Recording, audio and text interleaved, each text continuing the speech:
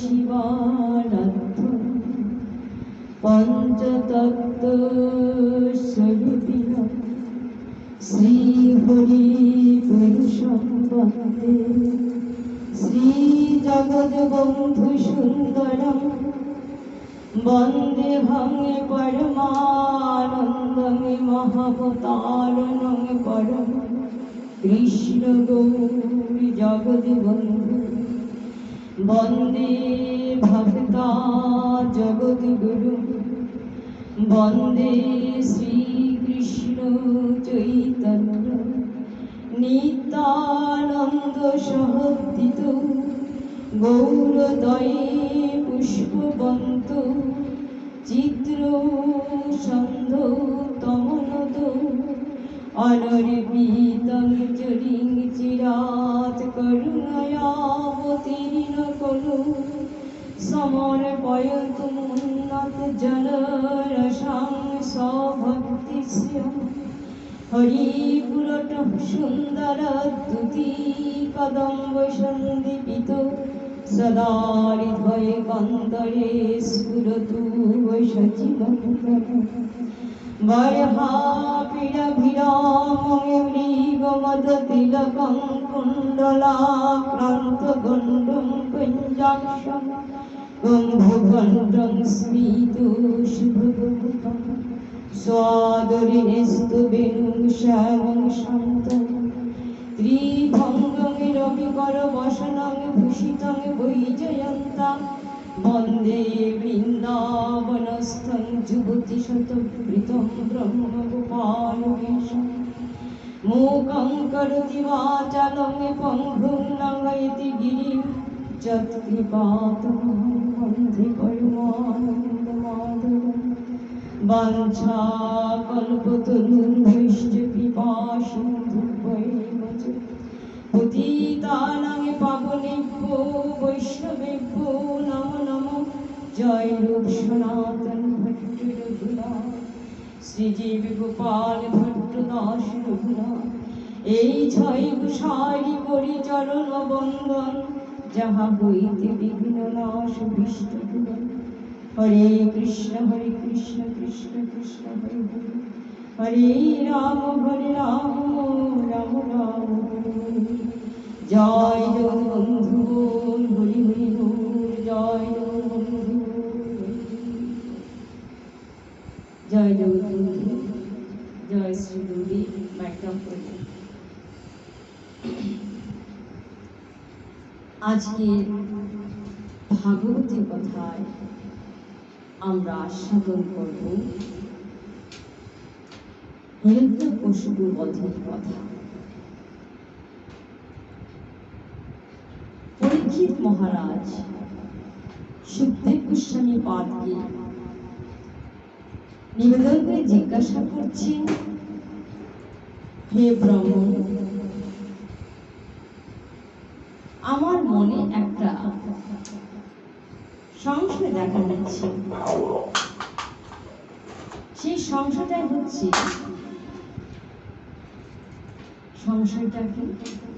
সংশয় হচ্ছে যে ভগবান বিষ্ণু তো পরম আনন্দ স্বরূপ,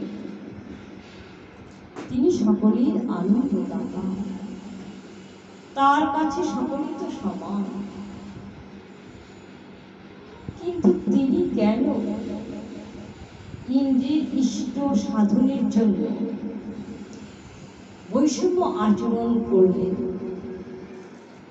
অর্থাৎ তিনি কেন দিতির দুই পুত্র হিরণ্যাক্ষ এবং হিরণ্যকশিপুকে বধ করলেন?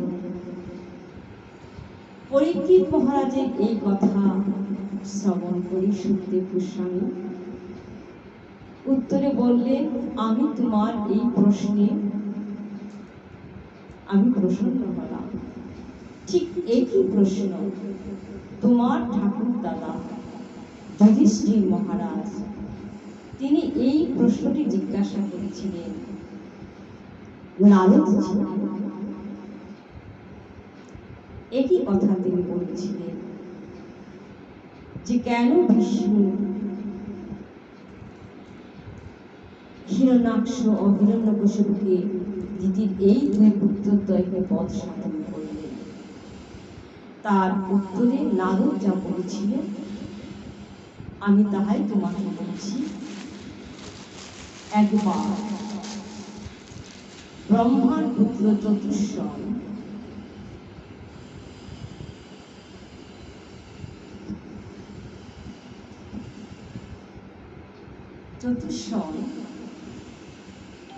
তারা গেলেন বৈকুণ্ঠে। কেন না লক্ষ্মী নারায়ণ তার দর্শন করবেন এই আশায়। কিন্তু সেই বৈকুণ্ঠের প্রবেশের দরজায় যে দুই দ্বারী রয়েছে, সেই দুই দ্বারী হলেন জয় আর বিজয়। এই দুই দ্বারী চতুষ্ষণকে ভেতরে প্রবেশ করতে দিলেন না। এতে অত্যন্ত রুষ্ট হয়ে গেলে চতুষ্ষণগণ তারা অভিসম্পাত করলেন, যাও তোমাদের জন্ম অসুর ফুলে হবে এবং তোমরা ভগবান বিদ্বেষী হবে। ভগবান বিদ্বেষী হয়ে তোমরা হলে তখন তোমরা উদ্ধার প্রাপ্ত হবে। নারদ আরো বললেন যে বিষ্ণুর চরিত্র কথা বড় অদ্ভুত। তিনি কি করেন? তিনি কখনো মিত্রকে শত্রু করেন, আবার শত্রুকেও তিনি কৃপা করে উদ্ধার করেন। আমরা আজকের লীলায় দেখব যে কেমন করে ভগবান বিদ্বেষী হিরণ্যাক্ষ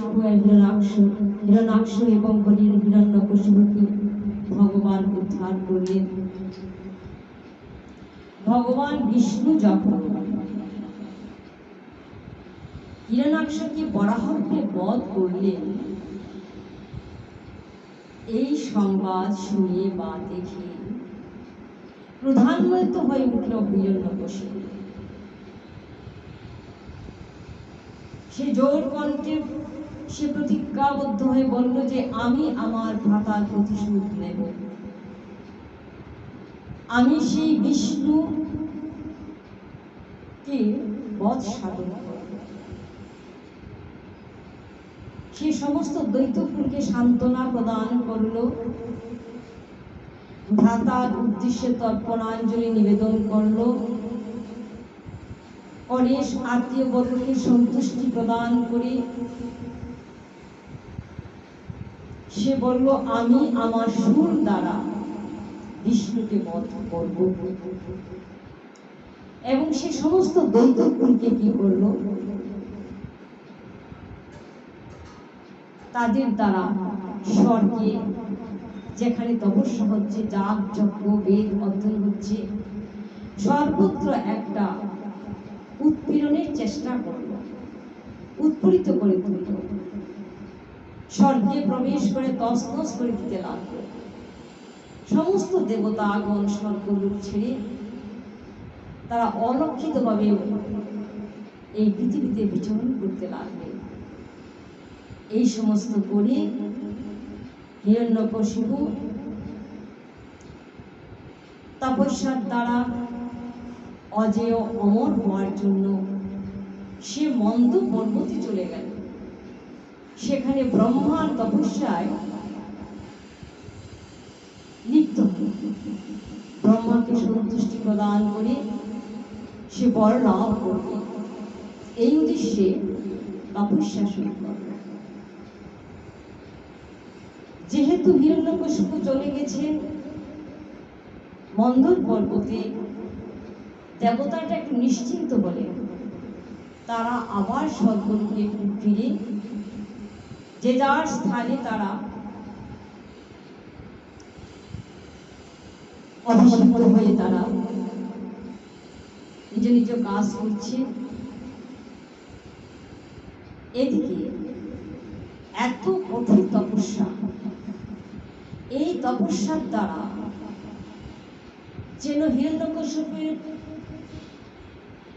মস্তক ভেদ করে তেজোদ্দীপ্ত অগ্নি যেন বিচ্যুত হতে লাগলো। এই অগ্নি তাপে সমস্ত নদী সমুদ্রকূল যেন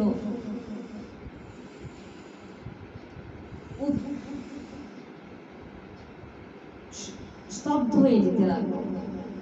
সমস্ত দেশ, স্থাবর জঙ্গম, পৃথিবী কম্পিত হতে লাগলো। এই অবস্থা দেখে দেবতাগণ আবার তারা ভয়ে ভীত হয়ে পড়লেন।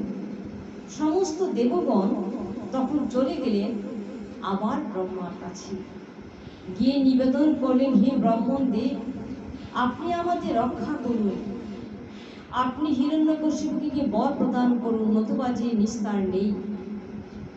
এত তার তপস্যার তেজ, তার এই তেজে যেন সইতে পারছেন না। ব্রহ্মা যথারীতি দেবতাদের প্রার্থনায় চলে এলেন হিরণ্যকশিপুর সম্মুখে। এসে তিনি বললেন, আমি তোমার তপস্যা অত্যন্ত কৃত হলাম, তুমি আমার কাছে বর চাও, কি বর দিব তোমায়? হিরণ্যকশিপু প্রণাম জানিয়ে বললেন, হে ব্রাহ্মণ দেব, আপনি যদি আমায় বর দিতেই চান, আপনি আমায় এমন বর দিন যে আপনার সৃষ্ট যত জীবকুল আছে কাহারও দ্বারা যেন আমার মৃত্যু না হয়, কেউ যেন আমায় মারতে পারে না, কোনো অস্ত্রের দ্বারা যেন আমার মৃত্যু না হয়। ঘরে বাহিরে, আকাশে, জলে, স্থলে কোথাও যেন কেউ আমাকে বধ সাধন করতে পারে না, এমন বর আমায় প্রদান করুন। ব্রহ্মাদেব সন্তুষ্ট হয়ে বললেন, তথাস্তু, তোমার মনোবাসনা পূর্ণ হবে। তিনি বর প্রদান করে যথারীতি ব্রহ্মলোকে চলে গেলেন। বর প্রাপ্ত হয়ে হিরণ্যকশিপু অজেয় অমর হয়ে উঠল। সে ভ্রাতার প্রতিশোধ নেবার জন্য সে প্রতিজ্ঞাবদ্ধ তো ছিলই। সে সেই কথাটা স্মরণ করে আবার সে শুরু করলো। সে স্বর্গ, মর্ত্য, পাতাল, সমস্ত দেবলোক, সমস্ত কিছু সে সমস্ত লোকে অধিপতিকে সে পরাভূত করে অজেয় হয়ে উঠল। স্বর্গরাজ্য দখল করে ফেলল। সেখানে স্বর্গরাজ্যে বসবাস করেও যেন শান্তি হচ্ছে, যেন তৃপ্তি পাচ্ছেন না। হিরণ্যকশিপু তখন 4টি পুত্র সন্তানের জন্ম হয়েছিল। ছোট পুত্রের নাম, কনিষ্ঠ পুত্রের নাম হচ্ছে প্রহ্লাদ। জন্মাবধি সে বিষ্ণু ভক্ত, তাই প্রহ্লাদ হয়ে গেল পিতার ক্রোধের কারণ।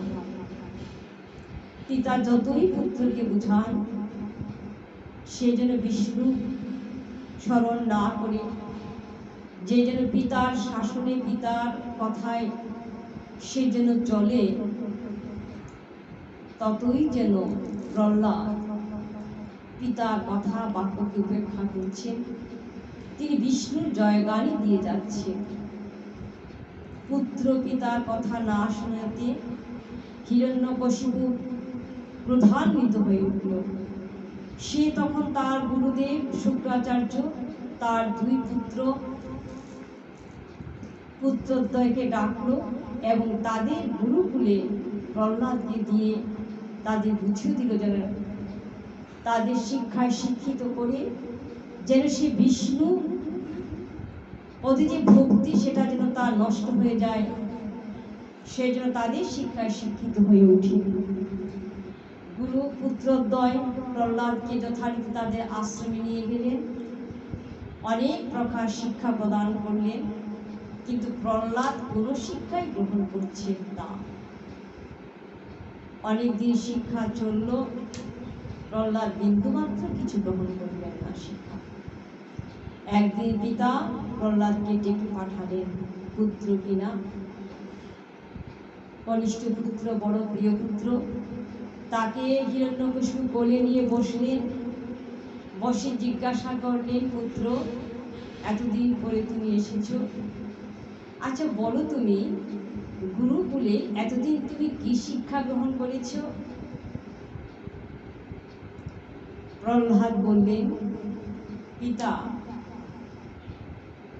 আমি এই শিক্ষা লাভ করেছি, শ্রবণ কীর্তন স্মরণ আত্মনিবেদন ভগবানের চরণ বন্দন ইত্যাদি এই নববিধা ভক্তির দ্বারা যদি ভগবান বিষ্ণুকে ডাকা যায়, তবে তার চরণে আশ্রয় পাওয়া যায়। এই কথা শুনে হিরণ্যকশিপু একেবারে ক্রোধে অগ্নিশর্মা হয়ে উঠল।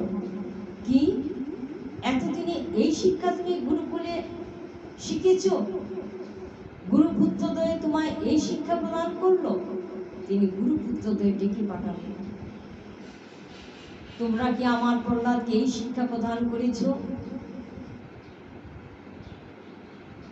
তারা ভয়ে ভীত হয়ে বলল যে না, আমরা আমাদের শিক্ষাই দিয়েছিলাম, কিন্তু প্রহ্লাদ কোন শিক্ষাই গ্রহণ করেনি। যাও, আবার তাকে নিয়ে যাও, তাকে সঠিকভাবে শিক্ষায় শিক্ষিত করে তুলো, যেন সে বিষ্ণু স্মরণ তার না থাকে, বিষ্ণু কথাটাই যেন সে ভুলে যায়। আবার শিক্ষা চলল। এখন গৃহস্থ আশ্রমীতে পাঠিয়ে দিলেন।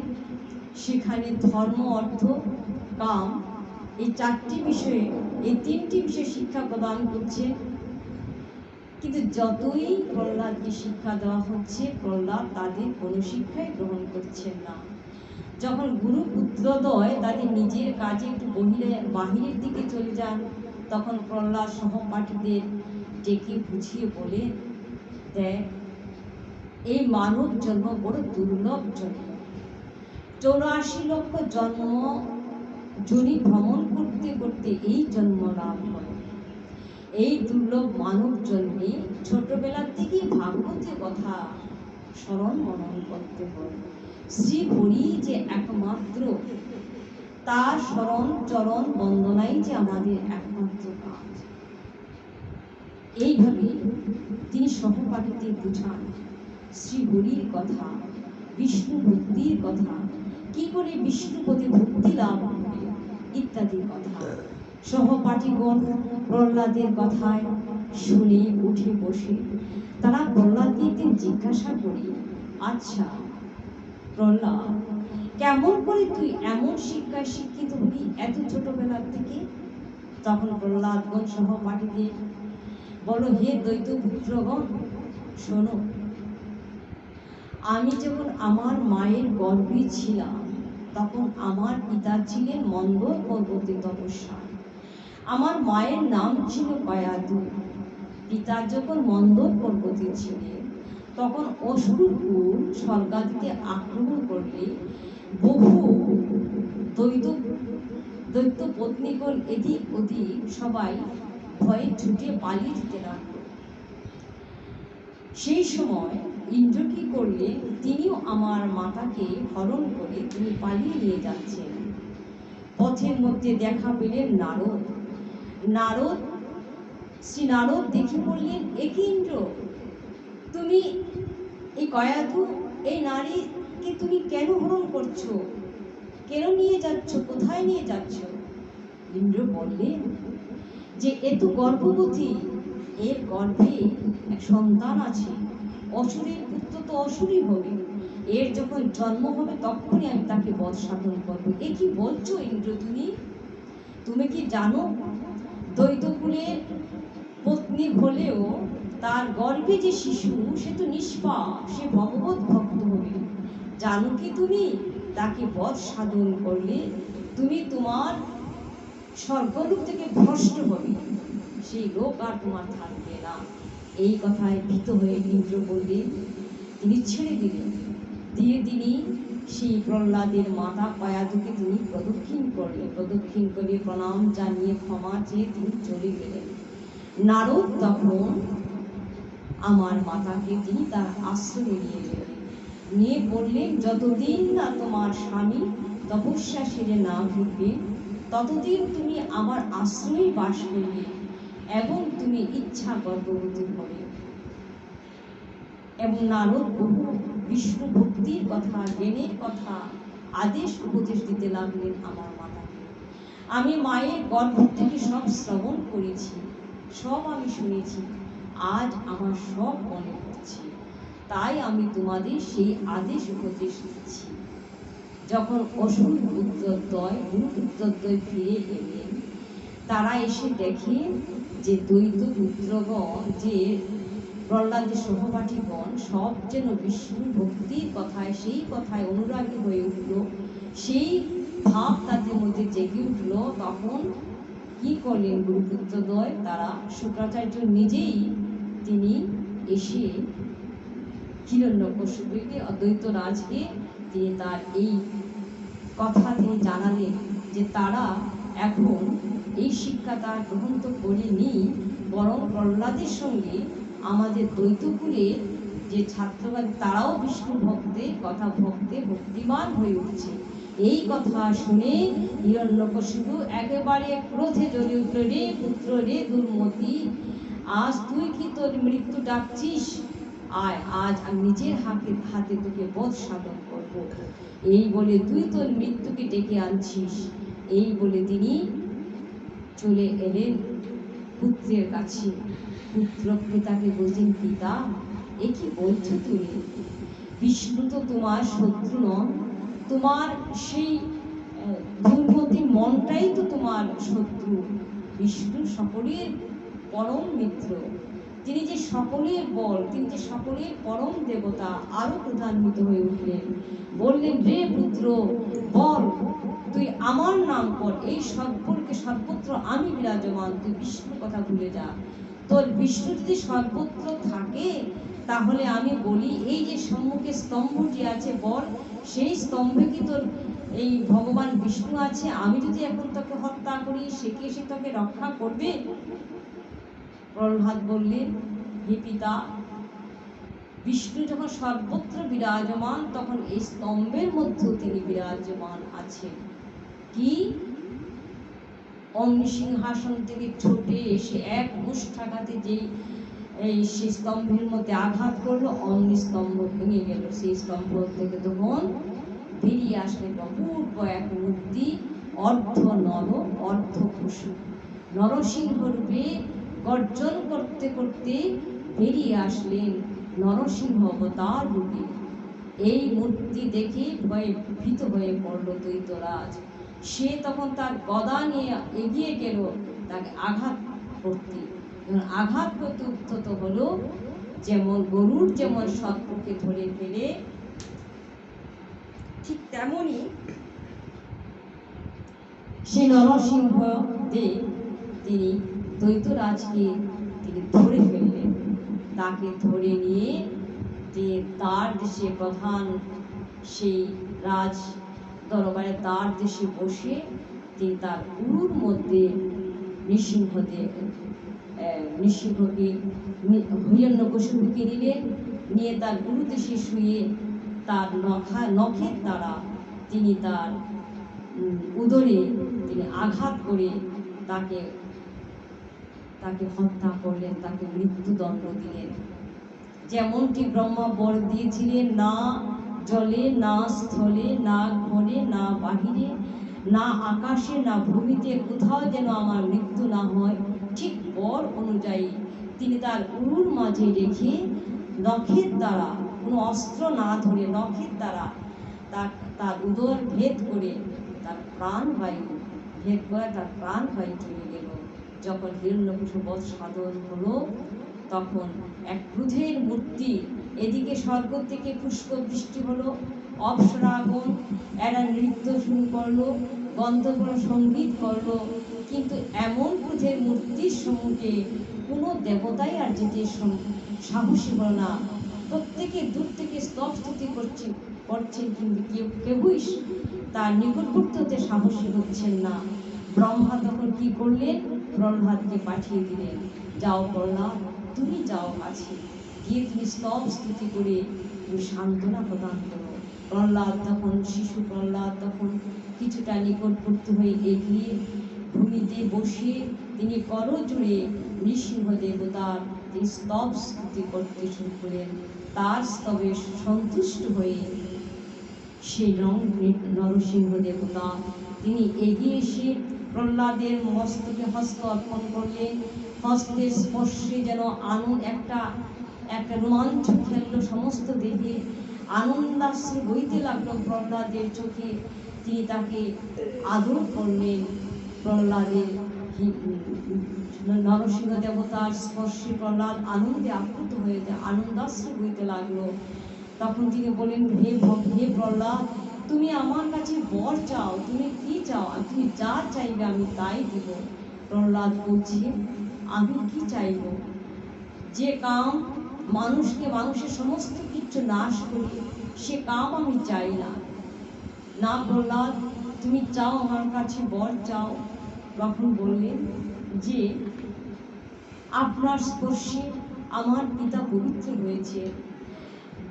আমার পিতা আপনাকে যে নিন্দা বাক্য অপবাদ করেছেন, আপনি তাকে সেই পাপ থেকে ক্ষালন করে দেন।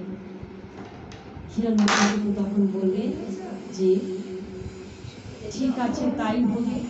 আমি বলছি যে প্রহ্লাদ যে দত্তকুলে জন্মগ্রহণ করেছে, সেই দত্তকুলে 21টি কুল অনায়াসে পবিত্র হয়ে যায়, উদ্ধার প্রাপ্ত হবে। তার সঙ্গে তোমার পিতাও উদ্ধার প্রাপ্ত হয়েছে। এই বলে অনন্ত প্রহ্লাদ নৃসিংহদেবের নির্দেশ অনুসারে পিতার প্রেত ক্রিয়াদি তিনি সম্পন্ন করলেন। প্রহ্লাদের স্তবে নৃসিংহদেব ক্রোধ সম্বরণ করলেন। প্রফুল্ল বদনে উপবিষ্ট হলেন আছেন দেখি তিনি দেবগণ তখন পরিতৃপ্ত হলেন এবং ব্রহ্মা প্রত্যেকে তার স্তব স্তুতি করতে লাগলেন। এই বলে আজকে এই লীলা স্মরণ করলাম আমরা হিরণ্যকশিপু বধের কথা, কেমন করে নৃসিংহাবতার উদ্ধার করে ভগবান শ্রীকৃষ্ণ তাকে উদ্ধার করলেন। জয় জগৎবন্ধু।